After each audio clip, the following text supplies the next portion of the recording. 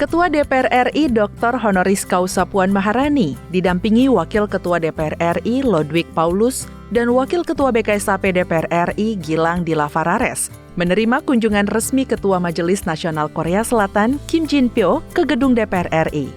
Kunjungan ini merupakan kunjungan balasan Parlemen Korea Selatan pasca kunjungan resmi yang dilakukan Puan Maharani pada November 2022 lalu.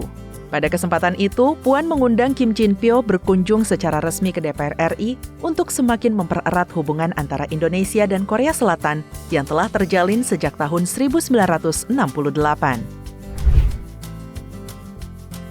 Kedatangan Kim Jin-pyo bersama delegasi Parlemen Korea Selatan disambut hangat oleh Presiden RI Joko Widodo bersama Ketua DPR RI Dr. Honoris Causa Puan Maharani dan melakukan pertemuan di ruang VVIP Lanut Halim Perdana Kusuma, Jakarta. Dalam pertemuan sekitar 30 menit tersebut, membahas peningkatan hubungan bilateral Indonesia dan Korea Selatan. Presiden Joko Widodo meminta dukungan pemerintah dan Parlemen Korea Selatan atas presidensi atau keketuaan Indonesia di ASEAN pada tahun ini. Pertemuan Puan Maharani dengan Kim Jin-pyo tidak hanya dilakukan saat di Lanut Halim Perdana Kusuma, melainkan dilanjutkan secara resmi di gedung DPR RI. Pertemuan bilateral antar ketua parlemen tersebut berlangsung hangat, sama seperti saat Puan Maharani diterima dengan hangat oleh Kim Jin-pyo di gedung Parlemen Korea Selatan.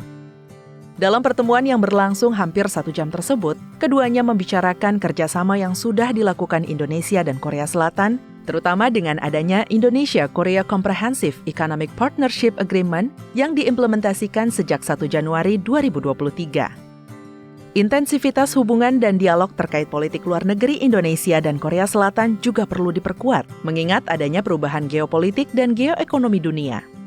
Kedua negara harus memperdalam dan memperluas bukan hanya hubungan ekonomi, melainkan juga perdagangan, investasi, dan infrastruktur. Saat ini, Korea Selatan menduduki peringkat ke-7 realisasi investasi di Indonesia pada periode Januari hingga September 2022 dengan nilai investasi mencapai 1,66 miliar dolar Amerika Serikat dengan total 4.016 proyek. Bagaimana di 50 tahun hubungan antara Indonesia-Korea di tahun 2023 ini kita sama-sama mereview atau kemudian mengevaluasi lagi apa saja yang sudah dilakukan dan apa saja yang harus dilakukan dan bagaimana ke depannya sehingga hubungan antara Indonesia dan Korea bisa semakin erat. Walaupun kemudian masih banyak hal yang kemudian terjadi di dinamika hubungan ini, namun kami bersepakat bahwa bukan hanya eksekutif namun juga legislatif bersama-sama akan tetap menjaga keeratan hubungan antara Indonesia dan Korea ke depan. Pada pertemuan tersebut, Kim Jin-pyo meminta melalui presidensi KTT ASEAN maupun presidensi Parlemen ASEAN yang sedang dipegang Indonesia tetap menggaungkan kedamaian dan keharmonisan di semenanjung Korea. Kunjungan resmi Kim Jin-pyo ke gedung DPR RI tidak hanya diisi pertemuan bilateral, namun Kim Jin-pyo diajak Puan Maharani berkeliling Gedung Nusantara yang merupakan ikon gedung DPR RI. Setelah itu, Puan Maharani menjamu Kim Jin-pyo beserta delegasi menikmati makan siang. Working lunch tersebut dibalut perbincangan tentang potensi-potensi kerjasama antar parlemen.